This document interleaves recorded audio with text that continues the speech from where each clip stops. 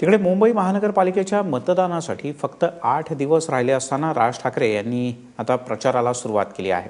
विक्रोळ इथल्या आपल्या पहिल्याच जाहीर सभेत बोलताना राज ठाकरे चांगलेच आक्रमक झालेले दिसले। त्यांनी शिवसेना आणि भाजपवर जोरदार टीका केली। मुलगा अमित रुग्णालयामध्ये असल्यामुळे प्रचार सुरू करायला उशीर झाला असंही राज ठाकरे म्हणाले।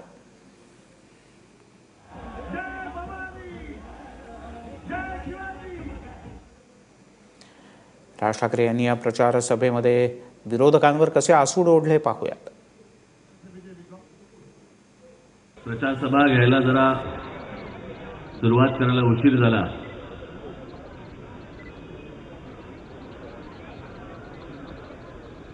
आणि उशिरा सुरुवात करण्याचं कारण म्हणजे माझा मुलगा अमित हॉस्पिटलमध्ये होता, त्याच्यामुळे मला बाहेर पडता आलं नाही। आता तो घरी आलाय आणि ठीक आहे, व्यवस्थित आहे।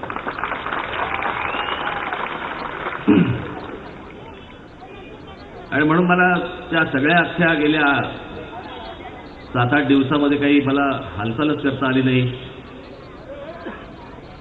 घर ते हॉस्पिटल, हॉस्पिटल ते घर, घर ते हॉस्पिटल।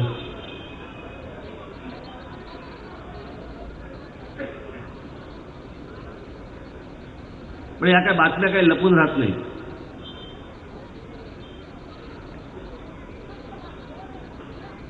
पक्षातल्या जवळपास सगळ्यांना, उमेदवारांना, पदाधिकाऱ्यांना, सर्वांना या गोष्टीची कल्पना होती।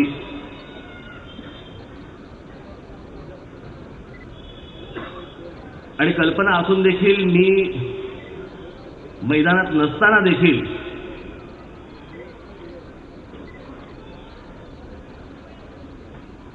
ते ज्या प्रकारचा सर्वजण प्रचार करतायत, कुठेही त्याच्यामध्ये खंड पडू दिला नाही त्यांनी। याबद्दल मी महाराष्ट्रातले जेवढे उमेदवार आहेत त्या सर्वांचं मी अभिनंदन करतो।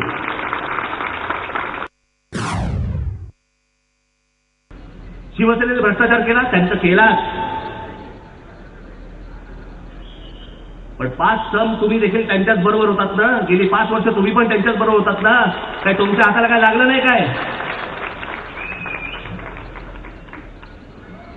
इतक्या वर्षात कधी बोलत नव्हते, याच वर्षी बोलायला लागले।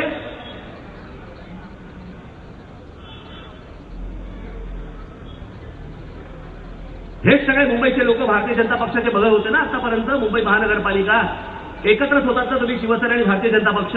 का तुम्ही तुमच्या काय भ्रष्टाचाराला हातभार लागला नाही काय?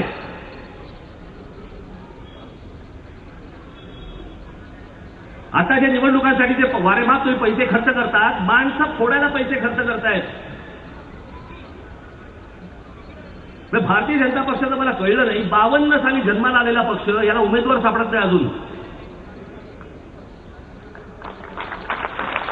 त्याला दुसऱ्यांच्या घरात बघत असतो। तुला पोर झालं का, मी आणतो फिरून। तुला पोर झालं का, मी आणतो फिरून। त्याला लोकांची पोरं का फिरवायचा ठेका घेतला का तुम्ही? एवढी फिरवायची इच्छा असेल तर स्वतः पोरं काढा ना।